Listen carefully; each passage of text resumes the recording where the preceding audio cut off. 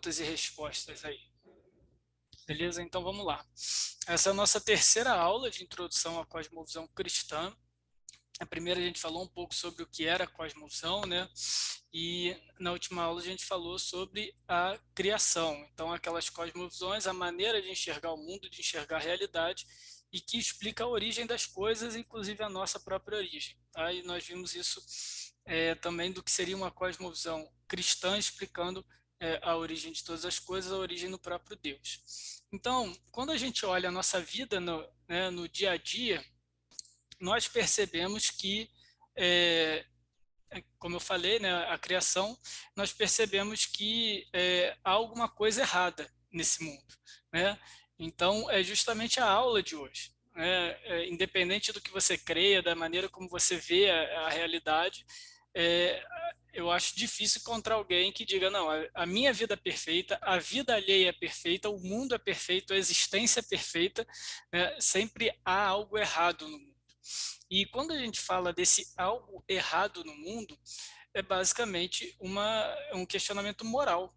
Né? Se há algo errado, há algo que é certo, o que deveria estar certo. Então, aí, sem perceber, a gente já assume critérios do que é certo e do que é errado, daquilo que deveria ser ou como as coisas deveriam ser e não são.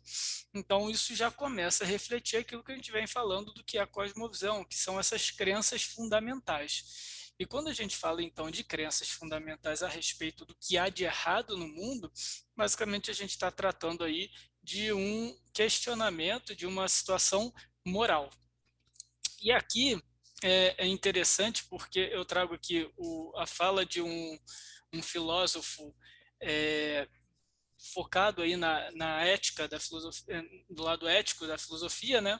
Ele diz o seguinte: o mundo natural, a par de propriedades físicas, químicas ou biológicas, inclui propriedades morais, uma vez que também essas são necessárias para explicar de melhor forma alguns dos seus aspectos. Então, o que esse filósofo está querendo dizer aqui para a gente é o seguinte: só explicar a realidade através de propriedades físico-químicas, biológicas, matemáticas, enfim, as leis da natureza, não nos é suficiente para exprimir a nossa realidade quanto ser humano. É necessário, de alguma forma, a gente atribuir e identificar propriedades morais a ela, julgar coisas, qualificar a realidade, como boa, como ruim, como certa, como errada, como bela, como feia. Né? A gente lembra até aquele exemplo que eu trouxe do Guia do Mochileiro das Galáxias. Né? Uma civilização muito avançada constrói um computador que depois de 7 milhões de anos vai responder a pergunta fundamental do universo, o sentido da vida e tudo mais, e ele chega à resposta 42. É óbvio que é uma frustração ali, porque 42 não quer dizer nada.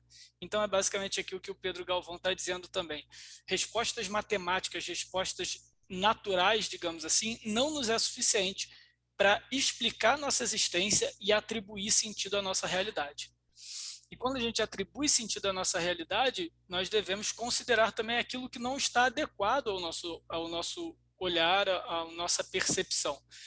Então, a gente precisa das propriedades morais. Então, basicamente, falar sobre o que está errado no mundo e numa cosmovisão cristã, falar sobre a queda, é basicamente tratar dessas propriedades morais. E quando a gente fala disso, e aqui a gente está sendo bem introdutório, bem, digamos assim, acessível, a gente pode resumir a nossa conversa de hoje, a nossa discussão de hoje, em dois aspectos. E é assim que eu vou tratar as cosmovisões não cristãs, tá? Como elas veem o ser humano e como elas veem o bem e o mal.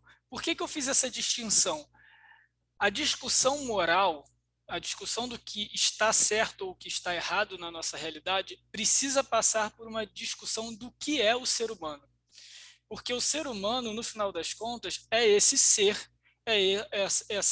esse indivíduo que vai identificar a realidade, tem consciência de si e do entorno para então qualificá-lo. Tá? Nenhum outro animal faz isso, nenhum outro ser, nenhum outro objeto faz isso no universo, então nós precisamos primeiro qualificar o ser humano, o que é o ser humano, e a partir de então nós podemos saber, agora que a gente sabe o que é o ser humano, como que ele qualifica o que é certo, o que é errado, o que é bem e o mal. E a primeira visão aqui, a primeira cosmovisão que eu quero trazer aqui é o naturalismo. O naturalismo vai ver o ser humano basicamente como mais um dos muitos, dos infinitos, inúmeros mecanismos do cosmos. Ele vai reduzir a nossa existência, vai reduzir a nossa pessoa, digamos assim, reduzir a humanidade a um conjunto de reações bioquímicas organizadas, frutos de um princípio casual, né, ao acaso, na realidade, e, em segundo, a partir daí, tem, então, o segundo mecanismo, que aí, uma vez que ele vem do acaso, ele passa a ser ordenado de maneira, digamos assim, cada vez mais atributiva. Então, em saltos de evolução, ela vai se qualificando, vai melhorando, vai atribuindo a si qualidades que evoluindo vão chegar até nós. Tá? Só uma pausa. O pessoal falou aqui no chat que está no primeiro slide. Vocês estão vendo o slide do naturalismo? Sim ou não? Não? Não. Então, só um minuto, gente. Espera aí.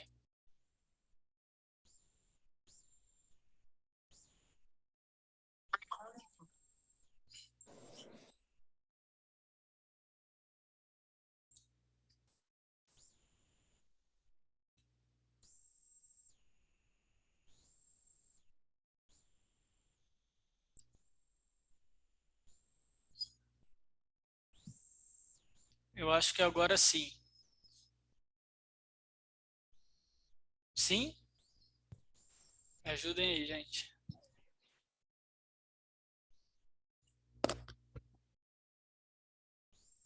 Ah, beleza, show de bola. Então tá, então essa cosmovisão, o naturalismo vai reduzir o ser humano a esse conjunto aí, esse mecanismo cósmico, então a gente não é diferente de nenhum outro mecanismo cósmico. O que trouxe a gente até aqui foi uma série de passos de evoluções, né, microevoluções incrementais que foram adicionando qualidades à nossa estrutura até chegar onde a gente chegou hoje. O ser humano, então, ele é livre, sim, ele tem uma liberdade, mas é uma liberdade dentro de um sistema fechado. E esse sistema fechado é basicamente descrito pela ação e pela reação. O que eu quero dizer com isso? Que eu, como ser humano, como indivíduo, como pessoa, eu tenho sim uma liberdade, eu posso fazer o que eu quiser, mas ela é restrita às reações do sistema que eu, de certa maneira, interagir. Então, por exemplo, eu posso pular de um prédio, e eu não vou sobreviver provavelmente porque eu vou dar com a cara no chão, então tem a reação é, da força que a Terra faz em mim quando eu chego em contato com ela. Então é uma reação. Mas esse pensamento naturalista pode ser também atribuído às interações sociais. Então, por exemplo, se eu, de certa maneira, ajo de maneira oposta às regras de um sistema no qual eu estou inserido, há uma reação desse sistema para me restringir, para me tolir, porque eu sou, digamos assim, um elemento ali rebelde naquele sistema. Então, uma visão naturalista da história vai simplesmente reduzir os movimentos sociais, os movimentos políticos, os movimentos culturais como ação e reação uns dos outros. Tá? Então, a gente acaba reduzindo, inclusive, as nossas próprias os nossos próprios relacionamentos à ação e reação. Como que a gente vê isso na prática? Quando, por exemplo, uma pessoa é ofendida, né, a gente até tem um caso aí recente de ontem aí do Oscar, o Will Smith deu um tapa aí no Chris Rock, então ele poderia ter simplesmente, e de certa forma mais ou menos foi isso, tá?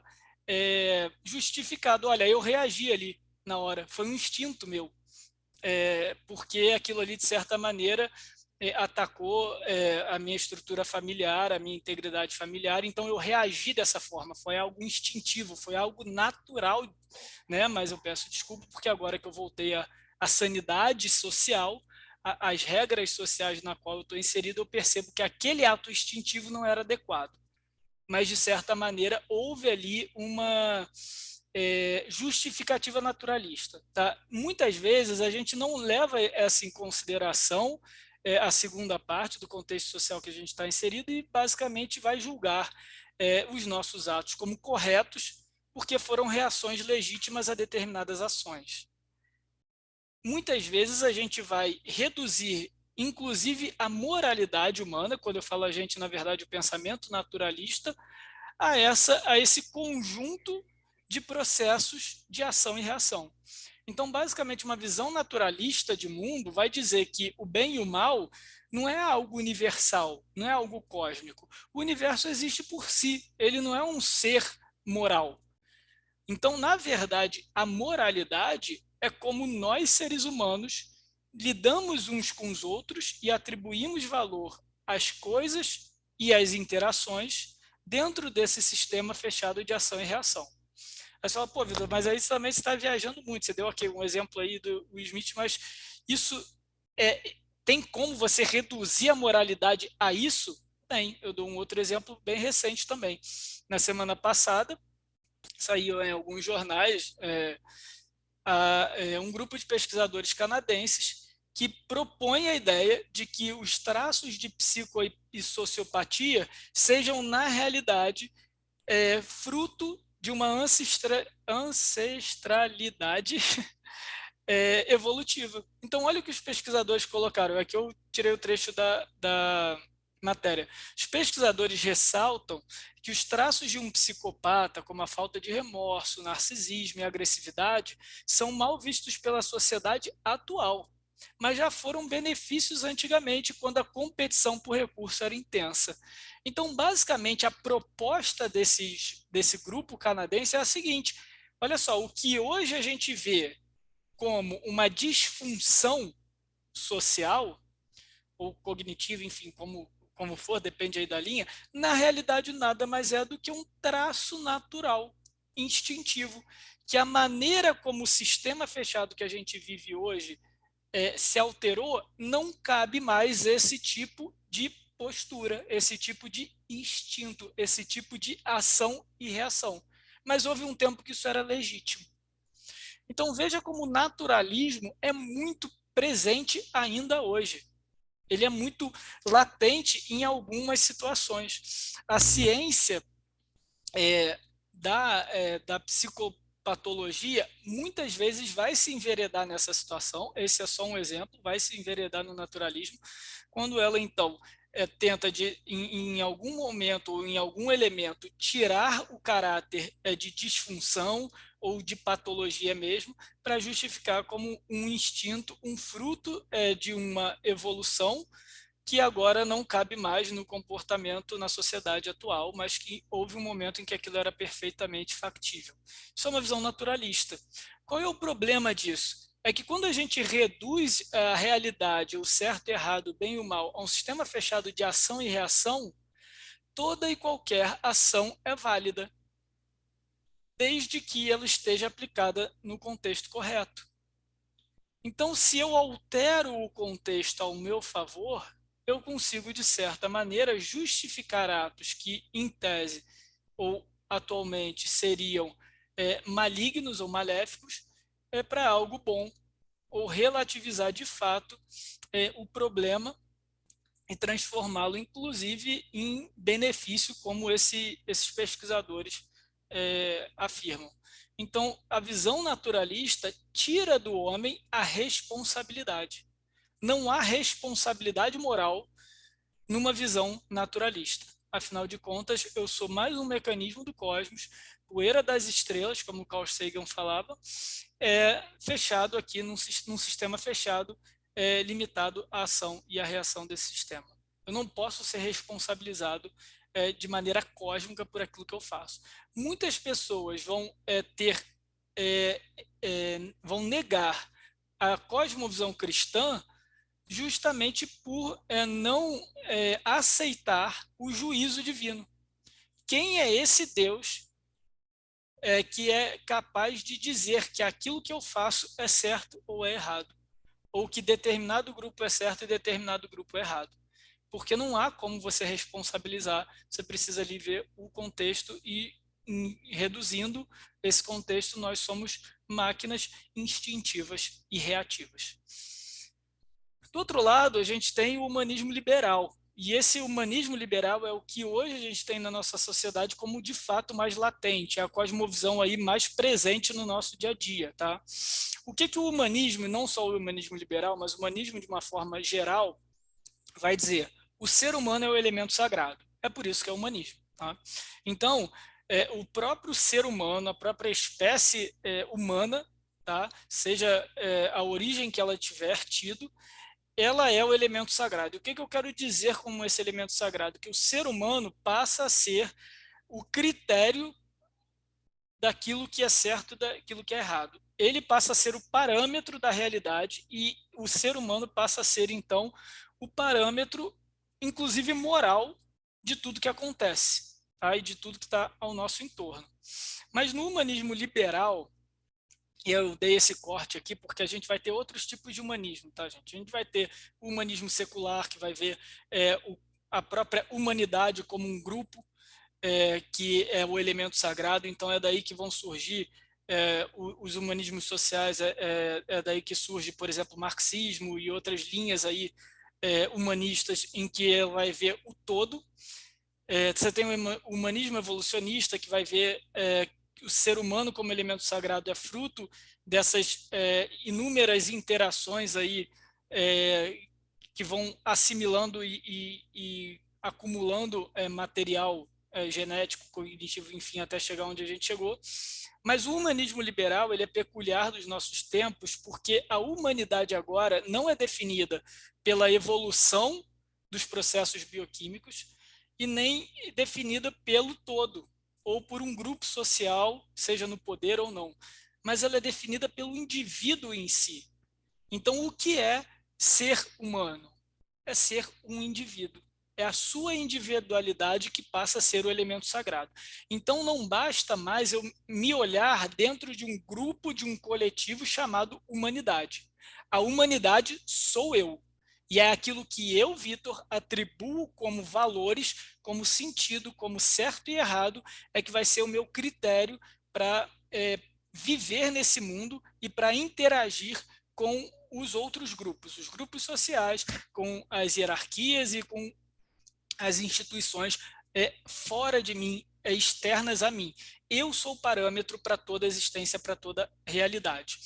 Então, quando a gente olha o critério moral de um humanismo, e aqui esse, de novo, ele se aplica a todo tipo de humanismo, mas aqui no caso do Manifesto Humanista, que eu vou ler agora, mas ele é muito intenso no humanismo liberal porque ele é muito individualizado e individualista. Mas olha o que o Manifesto Humanista vai dizer. Nós afirmamos que os valores morais possuem na experiência humana a sua fonte. Tá? Então aqui esse Manifesto Humanista, ele basicamente é um humanista secular. Então ele está colocando aqui a experiência humana como um todo, tá? Com a história do ser humano. Hoje ele vai dizer assim, a minha experiência humana, não estou nem aí para a experiência de todo mundo, dos meus antepassados, de todos os grupos sociais que vieram antes de mim ou que coexistem comigo, mas é a minha experiência individual que é a fonte dos meus valores morais. E aí ele continua, a ética é autônoma e situacional, não necessitando de qualquer sanção teleológica ou ideológica. E aqui outra pausa. Teleológica não é teológica. Teleológica diz respeito à sua finalidade, à sua causa, à sua motivação, o seu motivo. Então, o que ele está querendo dizer é o seguinte, a ética é completamente autônoma, inclusive aos fins. Então, aquela coisa que os fins justificam os meios não é regra geral para uma ética humanista. O mais importante é a situação descrita, a situação traduzida naquela experiência ética ou naquela experiência moral. Então, é simplesmente a minha percepção, a minha experiência individual daquele momento específico é que vai ditar os valores morais. Não interessam as ideologias que reinam em torno de mim e não interessam as motivações ou os objetivos por trás de determinada ação ou pensamento. O que interessa sou eu, é o meu valor. E aí ele termina, a ética provém da necessidade e interesse humanos. E aqui no humanismo liberal é interesse individual. no final das contas, o indivíduo é o elemento sagrado. Tá? Então, quando a gente fala de bem e mal, numa visão humanista liberal, a gente está falando de 3 pontos principais. O primeiro deles é a busca pela unidade interior. Tá? Então, quando a gente fala de uma individualidade, o indivíduo trata dessa questão una, dessa unidade.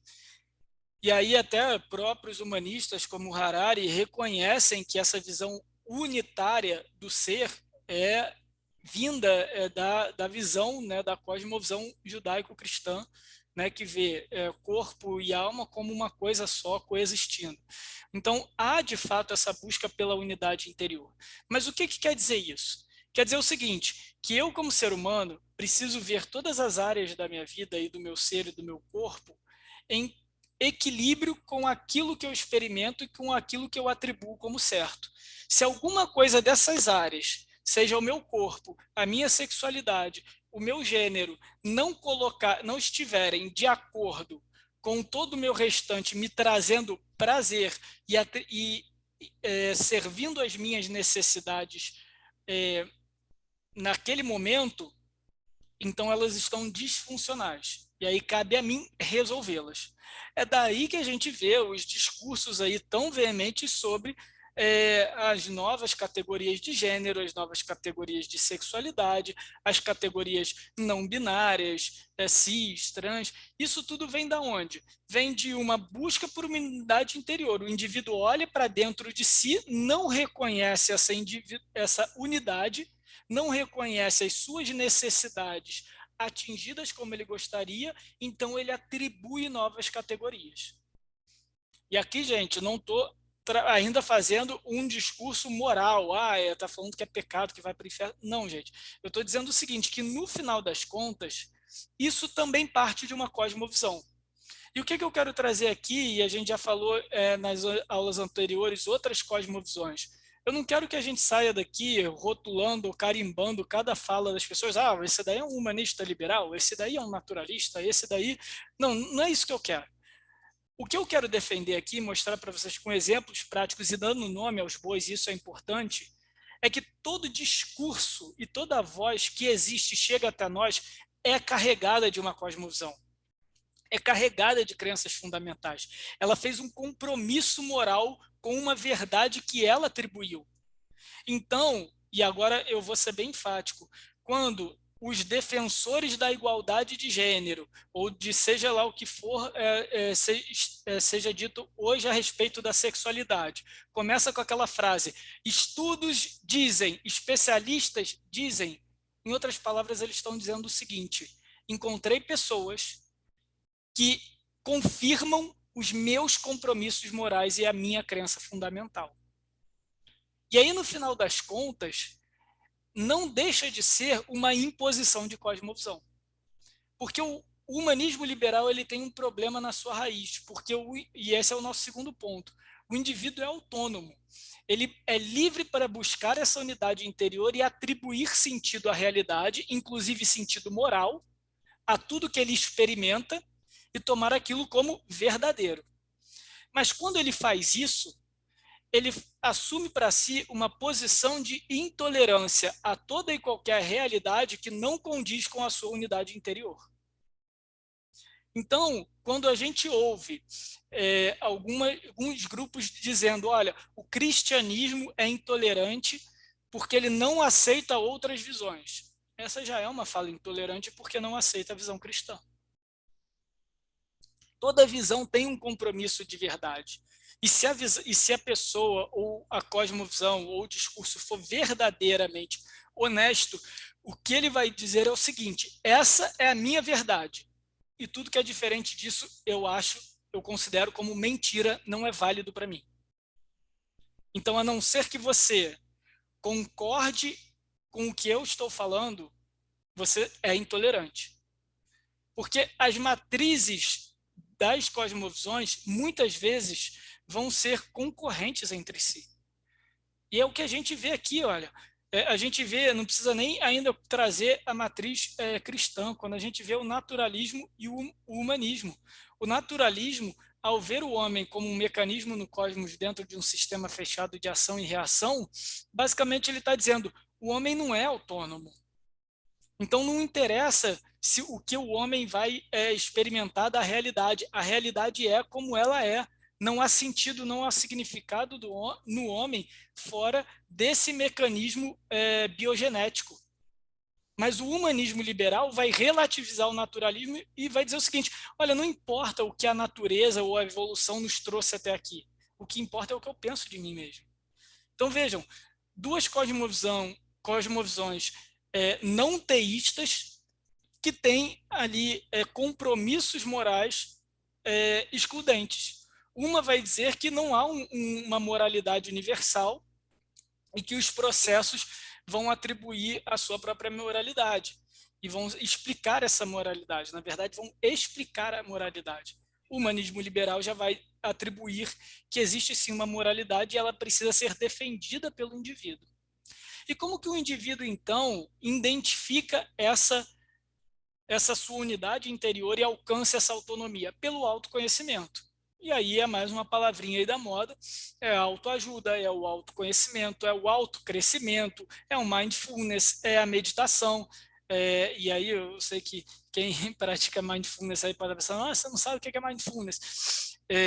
Basicamente, o que eu estou querendo dizer aqui é que todo e qualquer movimento para dentro de si parte de uma cosmovisão que busca essa unidade, esse equilíbrio interior. E é o que a gente vê muito em voga aí, muito aí sendo popularizado por práticas inúmeras, inclusive práticas transcendentes. A meditação é uma prática transcendente, porque ela vai olhar para aquilo que a gente vive, vai olhar para aquilo que a gente produz como matéria, como fruto do nosso trabalho, e vai dizer, isso não me é suficiente para trazer paz. Eu preciso me desconectar disso, me conectar à minha mente para alcançar um equilíbrio interior. Então ela já assume também um elemento ritual, um elemento sagrado. De novo, não estou atribuindo se isso é certo ou se isso é errado, eu não estou fazendo juízo moral sobre essas coisas. Mas eu estou querendo dizer que tudo isso parte de uma cosmovisão, parte de um compromisso moral com essa realidade.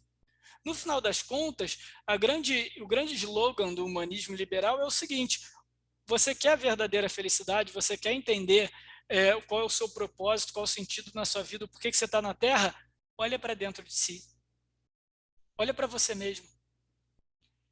E toda e qualquer voz, instituição, tradição ou cultura externa que fale o contrário da sua voz interior é intolerante e é opressora. É basicamente isso o discurso humanista liberal. Por que tal discurso é opressor? Porque ele cala a minha voz interior. Mas ele está partindo de um princípio que a voz interior é, sim, o crivo para a verdade. Que a sua voz interior é, de fato, aquilo que você precisa para a sua vida. Só que onde é o calcanhar de Aquiles do humanismo liberal? É justamente na sua individualidade. Porque se nós temos bilhões de indivíduos e cada um procurando e aferindo a existência e a realidade, a verdade, o bem e o mal, a partir da sua própria existência, da sua própria realidade individual, é praticamente impossível que nós alcancemos, de fato, categorias e parâmetros morais com os quais nós possamos conviver mutuamente em paz. Basicamente, o mundo liberal, humanista, vai ser reduzido a guerras, a brigas de cosmovisões individuais. E é o que a gente acontece. É o que a gente vê acontecendo. São a briga das minorias. Então, você tem um grupo minoritário ou minorizado brigando contra um grupo maiorizado. Só que dentro desse grupo minorizado tem subgrupos. E se você for avançando, você vai chegar ao nível do indivíduo. No final, não há coesão, não há coerência, não há referencial. O humanismo liberal não percebe, mas ele tem uma raiz relativista. Não é confiável os seus critérios morais. porque os seus critérios morais são baseados único e exclusivamente na experiência individual. E o próprio indivíduo pode mudar de opinião. O próprio indivíduo tem liberdade autônomo para ser quem ele é. O que o humanismo liberal não percebe é que essa busca pela unidade interior, ela nunca vai ser saciada, porque a unidade interior plena do indivíduo não existe, porque o indivíduo vai sendo alterado, vai mudando, nós vamos mudando na maneira que a gente vai vivendo a nossa vida. É o que a gente conversou na primeira aula sobre a narrativa. A nossa cosmovisão, a nossa vida também é formada pelas nossas experiências, pelas nossas narrativas, por aquilo que a gente viveu, por aquilo com o qual a gente teve contato, pelas coisas, as vozes, as pessoas, as nossas próprias experiências, tudo isso vai formar a nossa visão de mundo. Então, essa unidade interior imaculada, sagrada, que o humanismo prega, ela não existe, ela é uma ilusão. E não é à toa que num humanismo que zela pela autonomia e pela liberdade, por isso ele é liberal, né, vem dessa raiz de liberdade máxima, esse ser humano nunca está suficientemente satisfeito de si. Quanto mais ele busca de si, quanto mais ele olha para dentro de si, quanto mais ele tenta se conhecer, ele não consegue. E aí ele busca práticas transcendentes. Sem perceber, ele busca fora de si aquilo que ele não consegue encontrar dentro de si. Embora ele defenda que ele é tudo que ele precisa. Então essa é a crise. A gente tem essa crise hoje, resumindo, na nossa realidade. A gente vai, muitas vezes, sofrer com esses pensamentos. A gente, dentro da experiência religiosa, da experiência evangélica brasileira, muitas vezes a gente acaba entrando também e absorvendo determinadas cosmovisões. Por exemplo, aquela experiência de culto, aquela experiência religiosa que foca na minha experiência com Deus. Então, se naquele culto, se naquele momento de adoração, se naquela reunião de oração, se naquele estudo bíblico, eu não me senti comovido, os céus não se abrirem, os meus olhos não, de repente, verem uma realidade completamente diferente, não foi bom. Eu não estou satisfeito. Talvez a igreja não seja boa, talvez eu esteja afastado de Deus, eu esteja vivendo uma crise de fé. Mas por que que a minha relação com Deus, por que que o meu conhecimento bíblico, por que que a minha comunhão com a igreja deve sempre ser categorizada e avaliada a partir da minha percepção e da minha experiência? Isso é uma visão liberal, é uma visão humanista, que precisa sempre trazer para aquele indivíduo autônomo e para a sua experiência individual a certeza de todas as coisas e o critério de todas as coisas, inclusive as manifestações de culto, o meu relacionamento com Deus. Então o homem só vai, o homem e a mulher, enfim, só vão ver no relacionamento com Deus, no relacionamento Mas a nossa religioso, experiência com Deus não é pessoal. no nosso relacionamento espiritual, o critério para a nossa experiência. Sim, Balbina, a nossa experiência com Deus é individual e pessoal. De novo, gente. Desculpa, tá? Porque tava ligado o meu áudio, eu não. Tá certo, mas tudo bem, vou pegar então o gancho. Só lembrando, as perguntas são para o final por questão de tempo, que se deixar eu vou respondendo, vocês já me conhecem, né? Mas eu acho que é interessante a gente abrir esse parênteses aqui. A experiência é individual com certeza, mas o meu critério para avaliar a validade daquela experiência não pode ser o meu sentimento, a minha percepção. Qual é o critério para nós avaliarmos se a nossa experiência com Deus, se a nossa experiência com a igreja é factível, é verdadeira, é honesta? É a própria Bíblia. E é onde a gente vai chegar agora. Porque quando a gente fala de um teísmo cristão, a gente fala de uma cosmovisão bíblica. Aqui no nosso curso, quando a gente fala uma introdução à cosmovisão cristã, a gente está falando de uma cosmovisão bíblica. Então, a Bíblia é o nosso critério para isso, e não a minha experiência. Então, não importa, por exemplo, se naquele culto eu não me comovi. Mas cabe a mim, então, avaliar aquele culto, avaliar os elementos do culto, a palavra, as músicas, as orações, pela Bíblia. Foi bíblico? Foi. Então, por que, de certa maneira, aquilo não me comoveu? Será que eu não tenho a Bíblia como meu referencial?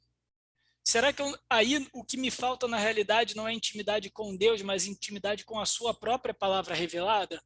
E os meus critérios de certo e errado estão mais focados em mim, no indivíduo, e não na Bíblia, na revelação de Deus? Então são questões assim.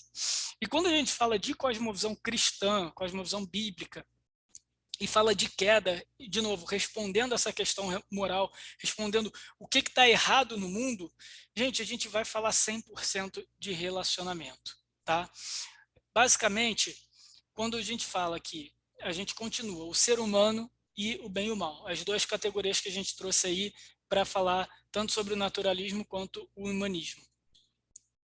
Na visão teísta cristã, na cosmovisão bíblica, na cosmovisão cristã, são todos sinônimos aqui para a gente, tá?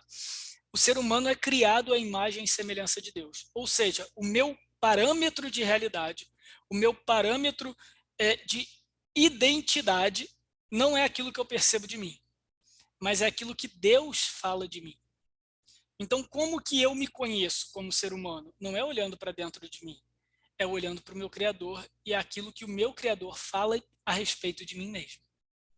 E aí, é até uma fala de Agostinho nas suas Confissões, quando ele diz: conhecer-te, ó conhecedor de mim, conhecer a ti como por ti sou conhecido.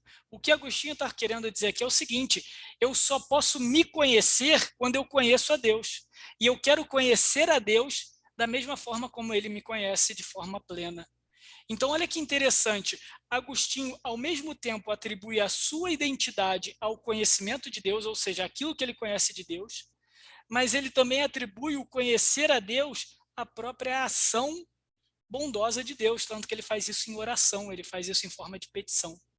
Essa é a realidade de uma cosmovisão bíblica, que reconhece fora de si, no próprio Deus, quem ele é. Então, se nós quisermos saber quem nós somos, nós devemos olhar para aquilo que Deus fala sobre nós, e fala na própria Bíblia, fala na sua Escritura. E é por isso que o ser humano, então, criado à imagem e semelhança de Deus, reflete em si o caráter de Deus e os atributos do próprio Deus. Foi o que a gente viu na aula anterior, que Deus cria, então, o ser humano à sua imagem e semelhança. O que ele quer dizer com isso? Ele imprime no ser humano atributos, características, o seu próprio caráter, para que o ser humano espelhe esse caráter. E, de certa forma, na sua própria identidade, na sua própria existência, reflita a própria existência e a própria identidade de Deus. E quando a gente olha para a moralidade, basicamente, a gente vai dizer que Deus é o parâmetro moral de todo o universo. Se antes ele é o criador de todas as coisas, o criador absoluto, o criador autônomo, e ele ordena o universo e imprime propósito nesse universo, nessa criação, um desses propósitos é justamente refletir a sua moralidade. Então, no ato criacional, a gente viu isso. Então, quando Deus fala, Deus viu tudo que havia criado, e era tudo muito bom, é uma percepção de Deus, é uma autenticação divina de que esse é o padrão de bondade, esse é o padrão de perfeição, é aquilo que eu crio da maneira como eu quero, com o propósito que eu almejo e que eu defino. Esse é o parâmetro moral do universo. Então, o bem e o mal são conhecidos através do relacionamento de Deus, com Deus. De que forma? Aquilo que vem de Deus e aquilo que reflete o ser de Deus é bom. Aquilo que não vem de Deus e não reflete o ser de Deus é mal. É assim que nós, então, conhecemos e construímos a nossa realidade. Olha, preste atenção. Construímos a nossa realidade. Por que eu dei ênfase nisso? Porque a moralidade cristã é construção. É uma construção de crenças fundamentais, morais, parâmetros morais, a partir do nosso conhecimento de Deus e da sua palavra. A moralidade cristã não é um conjunto de regras, um checklist do que nós devemos fazer, daquilo que é certo, daquilo que é errado. Não. A moralidade cristã é uma construção tendo o nosso relacionamento com Deus como parâmetro. E a partir disso, justamente do relacionamento é que nós vamos entender o que está errado. Nós vamos entender como que a nossa relação com a criação, outrora boa, outrora perfeita em seu propósito, agora vai contra nós, inclusive vai contra a nossa própria existência, contra a nossa própria essência, e faz, então, com que todas essas crises existenciais e essenciais surjam, cheguem à tona, porque agora há um desequilíbrio entre nós e a criação e o próprio Deus. E quando a gente fala de relacionamento, a gente fala em 3 instâncias. O relacionamento com Deus, e a gente dá um nome bonito aqui de mandato espiritual. Mandato porque parte de Deus, os critérios para esse relacionamento, por isso que é mandato. Mandato cultural, ou seja, como o homem se relaciona com a criação, e o mandato social, é como o homem se relaciona com o próprio homem, como a humanidade se relaciona entre si. Então, uma cosmovisão cristã, uma cosmovisão bíblica, vai atribuir certo e errado, vai apresentar os seus parâmetros morais sempre através do relacionamento do homem com Deus, do relacionamento do homem com a criação e do relacionamento do homem com o próprio homem, consigo mesmo e com o seu semelhante. Na criação, então, o homem deveria conhecer o bem e o mal através do relacionamento com Deus, porque Deus é o parâmetro de bem e mal. A criação, o cosmos, seria administrado pelo homem. Lembra que Deus diz, façamos o homem à imagem e semelhança, e tenha ele domínio sobre os peixes do mar e sobre todas as coisas criadas? Porque é a administração humana desse homem criado à imagem e semelhança de Deus que vai fazer com que a criação desenvolva o seu potencial. Olha que interessante, gente. Vamos voltar aqui para o 6º dia de criação, tá? Ou melhor, para o 7º dia. Foi tudo criado. O que a gente tinha na Terra, segundo Gênesis 2? Um montão de terra, porque nenhuma semente havia germinado, florescido, porque ainda não havia chovido, é o que Gênesis fala. Mas no meio da terra, ali num lugar específico, tinha um jardim todo plantado 100%. O que Deus fala? Olha, homem, Adão, Eva, agora vocês saiam por aí e se multipliquem, povoem a terra, encham a terra. Mas como é que eles iam fazer isso de dentro do jardim? Cultivando a terra, cuidando da terra, de maneira que aquilo que Deus começou numa área muito específica ia ser expandido por todo o cosmos, por todo o globo. O mandato original do homem, então, era fazer de toda a terra um grande Éden, um grande jardim. Não era para ele ficar isolado, preso no jardim. Pelo contrário, era para ele trabalhar na terra, administrar a terra e administrar a criação de maneira que aquela excelência do Éden, que reflete a excelência da criação de Deus e do próprio Deus, cobrisse a terra toda. Esse é o mandato cultural. E o mandato social é a família, a estrutura principal estabelecida e criada por Deus, que sustentaria o mandato cultural espiritual.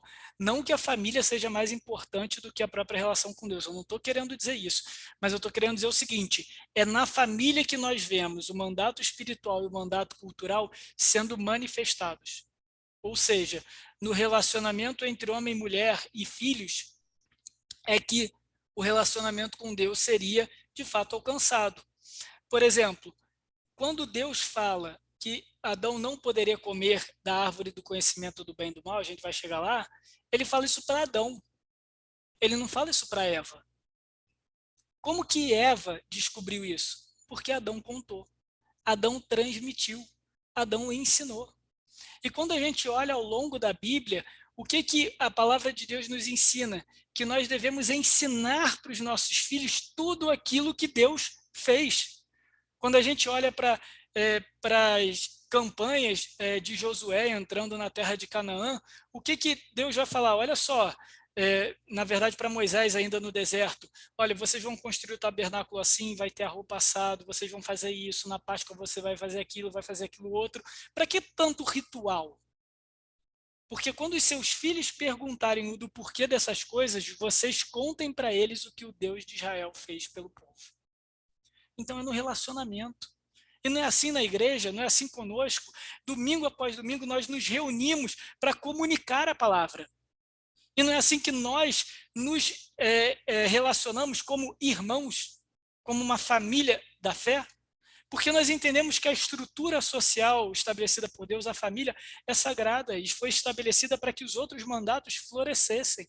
Então, Adão, sim, era o representante ali daquele relacionamento, daquele pacto com Deus, mas era Adão e Eva que administrariam a terra. Era Adão e Eva juntos, de forma cooperativa, de forma cooperada, de forma idônea, ou seja, tal qual, queriam espalhar o jardim e a própria imagem e semelhança de Deus, porque o homem e mulher produzindo mais homens e mulheres à imagem e semelhança de Deus, a própria imagem e semelhança de Deus cobriria a terra. Mandato espiritual. Então, o mandato social era extremamente importante. Só que há a queda.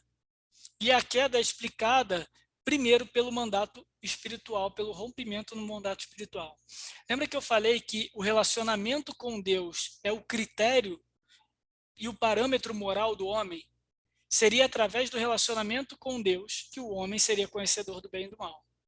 Mas qual é a oferta da serpente para ele? Que o dia que você comer dessa árvore, você vai ser como Deus, conhecedor do bem e do mal.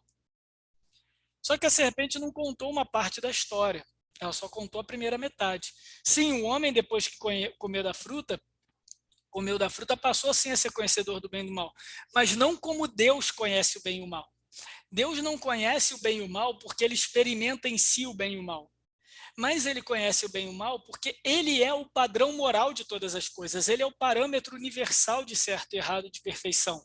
Então, aquilo que não é ele, já não é certo, já não é moral. Já não é de forma correta em termos morais. Só que o homem passa sim a ser conhecedor do bem e do mal. Mas não porque o homem passa a ser esse padrão moral, mas porque ele agora sofre na sua própria carne a imoralidade. E é o que esse versículo aí tão, às vezes, mal interpretado ou esquisito vai nos ensinar. A primeira coisa que acontece depois que eles comem da árvore é o seguinte: abriram-se então os olhos de ambos e, percebendo que estavam nus, coseram folhas de figueiras e fizeram cintas para si. E aí alguns vão atribuir uma sexualidade ou uma maldade, uma imoralidade sexual. Não tem nada disso aqui ainda. Basicamente, o que o homem está vendo aqui agora, por si, é que os olhos dele se abriram para a sua própria imperfeição. Porque ele não é perfeito como Deus, embora fosse feito à imagem e semelhança de Deus. Ele não é ilimitado como Deus, ele é limitado. Ele é vulnerável. Então, homem e mulher, percebendo a sua imperfeição, a sua limitação, a sua vulnerabilidade, se sente frágil e quer então resguardar a si próprio.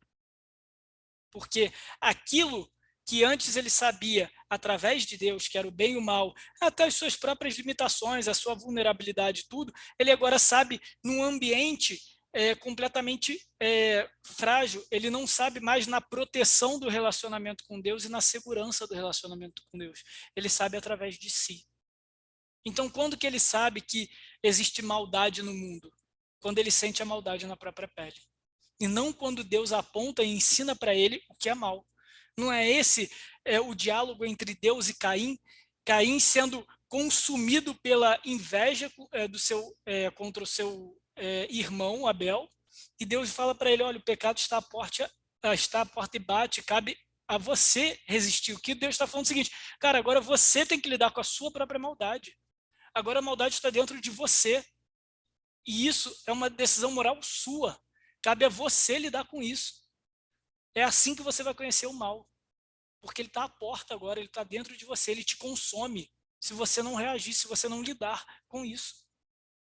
E o homem acaba olhando para si, percebendo que a sua própria maldade não lhe é satisfatória, não lhe é suficiente. E é uma crise do próprio humanismo liberal. Porque por mais que o homem olhe para si, para dentro de si, ele vai olhar para dentro de si e ainda vai descobrir coisas que ele não gosta, mesmo ele sendo o critério e o parâmetro moral de todas as coisas. Ainda há dentro de si coisas que ele não gosta, que ele abomina, Mas ao abominar, ele toma responsabilidade para si? Não, ele vai dizer, então, isso é abominável porque alguém me disse que é abominável. Então eu vou relativizar a verdade para me esconder daquilo que é abominável dentro de mim. É assim que o humanismo vai reagir, com a maldade dentro de si.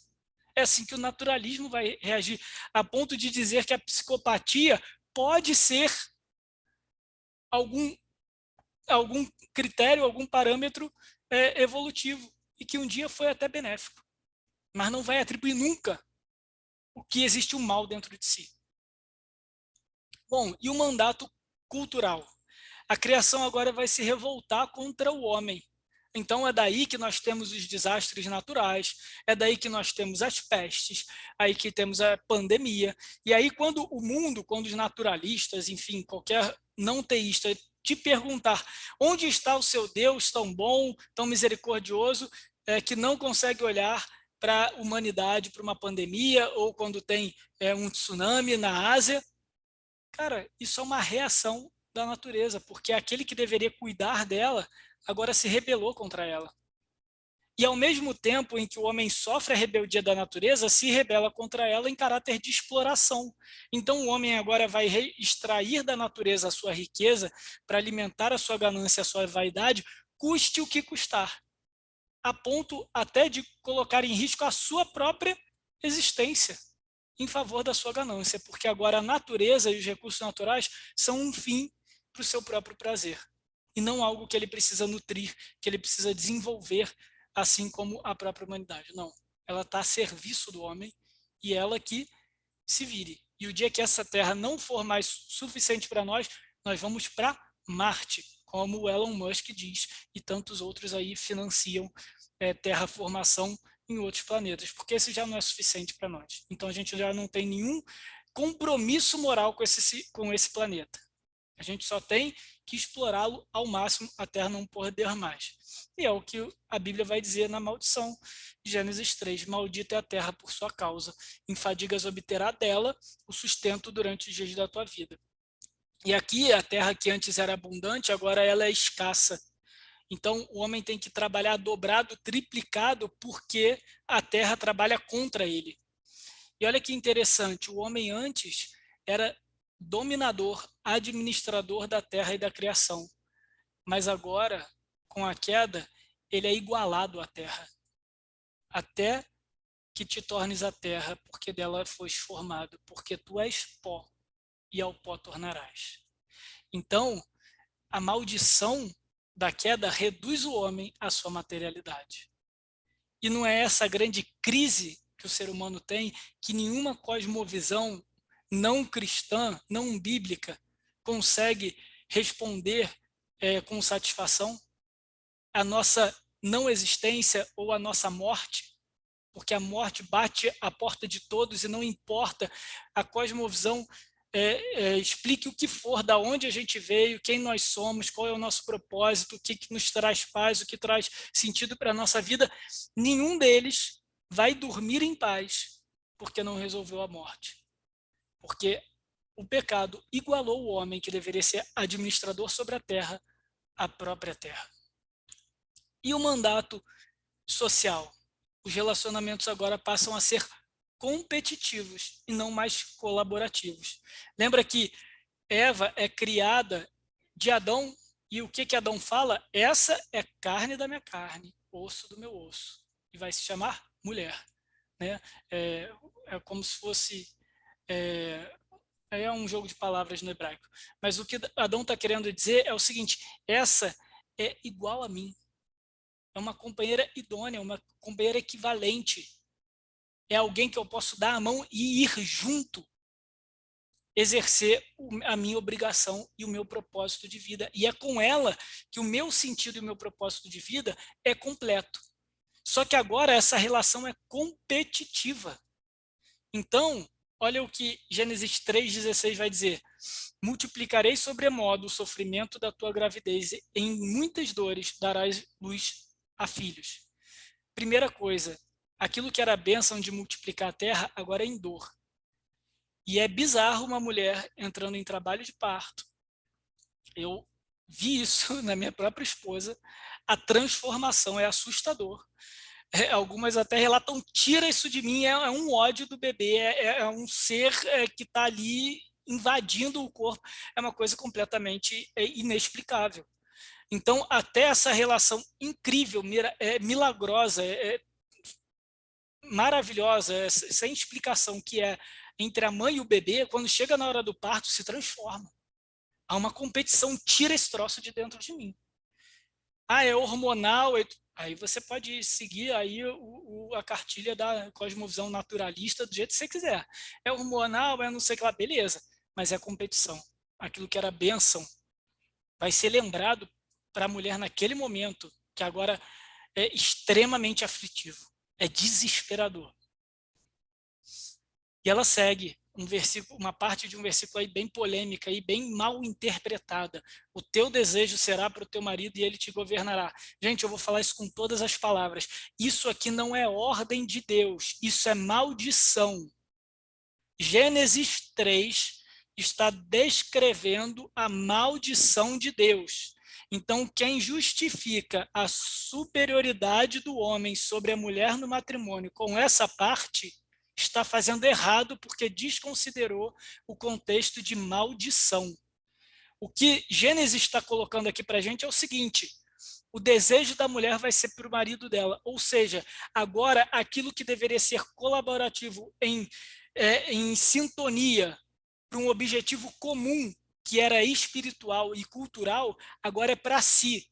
Então, das duas, uma, ou essa mulher vai ser escrava do seu marido, e agora ela, então, tem uma obrigação moral, uma obrigação psicológica em servir aquele marido de qualquer jeito, custe o que custar, até a sua própria integridade, ou ela vai se rebelar contra o seu marido e tentar assumir a posição de liderança do seu marido, porque é uma posição bíblica que continua e que permanece, mesmo após a queda. Cabe a gente entender como é essa relação de liderança masculina dentro do lar, mas ela existe, só que agora a mulher quer assumir esse papel, ou o homem quer se omitir desse papel e a mulher assume. De qualquer maneira, gente, é tudo errado.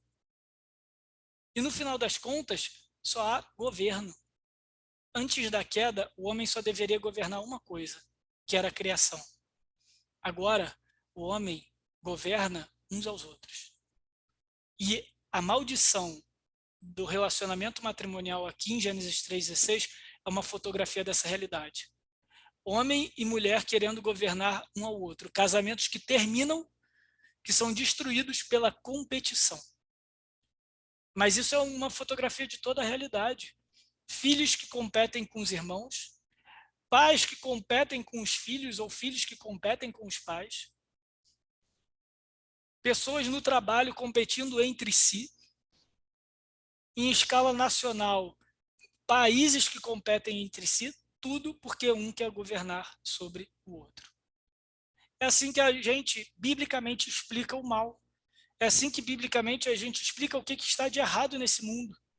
Quando o pecado entra e o homem então passa a querer viver a vida autônoma, que o humanismo tanto traz para si como um troféu, na realidade tudo que ele faz é destruir cada ponta de relacionamento. E aí então na próxima aula nós vamos ver a redenção. O que é a redenção? É o que cada cosmovisão vai trazer como a resposta para todas essas coisas. Como que nós nos livramos disso tudo? Como que nós salvamos a nós mesmos e salvamos a nossa realidade, a nossa humanidade, a nossa sociedade. E é óbvio que a gente, como cosmovisão cristã, agora a partir daqui, vai ver como Deus nos mostra como ele vai redimir, como ele vai salvar, como ele vai restaurar cada um desses relacionamentos. E como que as outras cosmovisões se propõem a resolver o problema da humanidade. Essas são as cenas dos próximos capítulos. A gente encerra por aqui hoje. Eu espero que isso tenha esclarecido um pouco e ajudado vocês a identificar os discursos, as vozes aí na nossa sociedade e também no nosso dia a dia. Tá bom, gente? Eu vou agora parar aqui a nossa gravação.